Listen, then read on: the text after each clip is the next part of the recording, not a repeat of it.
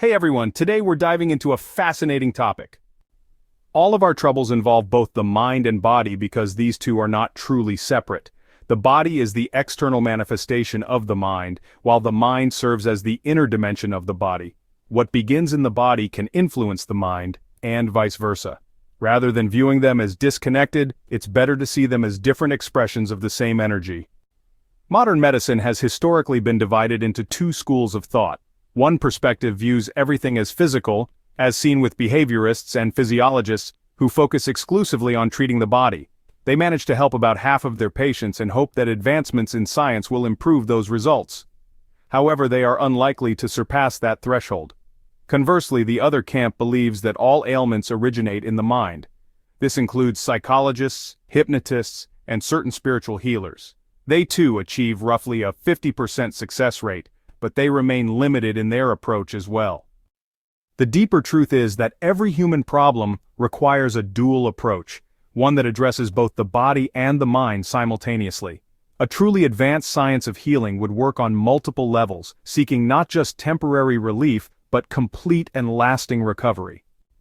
The yogic tradition, as outlined by Pangal, explains that we are not just composed of a single body, but rather a collection of layers, often called sheaths. Picture them as 5 overlapping bodies. The outermost is the physical body, the one we can see and touch. Beneath it lies the layer of life energy, followed by the mental body. Deeper still is the sheath of higher awareness, and at the core, the body of pure bliss. Different healing modalities target different layers. Modern Western medicine, with its allopathic approach, focuses on the physical body through pharmaceuticals and surgery. While effective, it can be somewhat blunt, akin to trying to change the mind of a general by issuing orders to the soldiers. Other traditions, such as acupuncture and traditional Chinese medicine, work at a subtler level. Instead of merely combating physical symptoms, they address the movement and balance of life energy, allowing the body to heal naturally. Homeopathy operates at an even deeper level, targeting the mental body through ultra-diluted remedies that directly influence the mind. Similarly, hypnosis taps into the realm of conscious awareness, altering thought patterns to create a healing effect that ripples downward. To those accustomed to purely physical treatments, these approaches may seem unconventional. However, they hold value precisely because human beings are more than just material bodies. Meditation, on the other hand, goes to the very root of healing. Unlike external treatments, it asks nothing more than for you to observe yourself fully, shining awareness on all hidden aspects of your being. Across many languages, the words for meditation and medicine share the same root, both pointing toward healing and wholeness. On the deepest level, true healing is about returning to the source of our consciousness. We can witness these subtle layers in everyday life. When we experience love and joy, our energy radiates outward. When we feel fear, it withdraws and contracts. The thinker Wilhelm Reich referred to this energy as orgone, and claimed to observe it directly, even developing devices designed to store and amplify it. Some Eastern mystics and intuitives describe seeing an aura or halo surrounding living beings. In certain places, researchers have employed high-sensitivity photography, such as Kirlian imaging, to capture these energy fields. Such images reveal disturbances in the energy body even before physical illness manifests. Unfortunately, visionaries like Reich often faced ridicule, rejection, or worse. Societies can be harsh toward those who perceive beyond the conventional limits of understanding. From an Eastern viewpoint, these phenomena are simply part of reality. Everything in existence pulses with energy, continuously flowing in and around us. A truly wise approach to healing does not fight against symptoms but rather tunes into the underlying causes. This requires not only logical analysis but also intuition. For example, an acupuncturist does not merely rely on memorized charts but also senses the patient's energy, entering a state of deep connection with them. This practice is as much an art as it is a science. It is not something that can be mastered by reading a manual alone. It requires a sensitivity to life itself.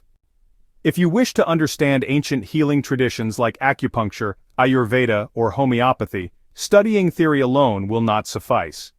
True expertise comes from an internal transformation, a shift into a more intuitive, receptive state of being. Only then can you begin to perceive the hidden energetic patterns in yourself and others. At some point, it is as if a third eye opens, revealing subtle connections that remain invisible to ordinary sight. True healing is not just about external techniques. Ultimately, it is about awakening your own awareness so deeply that healing occurs from within. This is where profound transformation happens. Practicing medicine is not just another job, it is a profound responsibility. Unlike a mechanic repairing a machine, a doctor deals with living, breathing individuals. Beyond technical knowledge, the essence of medicine lies in deep care and compassion. A single misstep can have dire consequences, making humility and mindfulness essential. If you enter this field, do so with a sense of reverence. Medicine should never be treated as just another trade, a means of fixing broken parts. Those who see beyond the symptoms recognize the sacredness of each patient. They do not simply diagnose conditions, they honor the presence of the soul behind the illness. The more rigidly mechanical one's approach, the easier it is to feel like a well-trained technician.